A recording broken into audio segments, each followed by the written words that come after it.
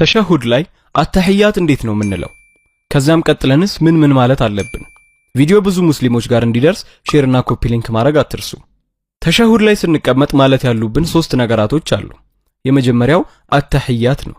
አተህያቱ ሊላሂ ወሰላዋቱ ወጠይባት አሰላሙ ዐለይከ አዩሃ ነቢዩ ወረሕመቱላሂ ወበረካቱሁ አሰላሙ ዐለይና ወዐላ ዒባዲላሂ ሷሊሒን أشهد أن لا إله إلا الله وأشهد أن محمدا عبده ورسوله.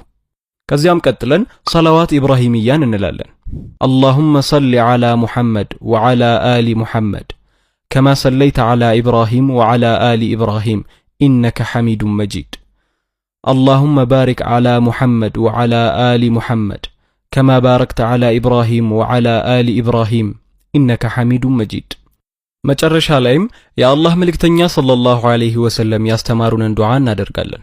اللهم إني أعوذ بك من عذاب جهنم ومن عذاب القبر ومن فتنة المحياء والممات ومن فتنة المسيح الدجال።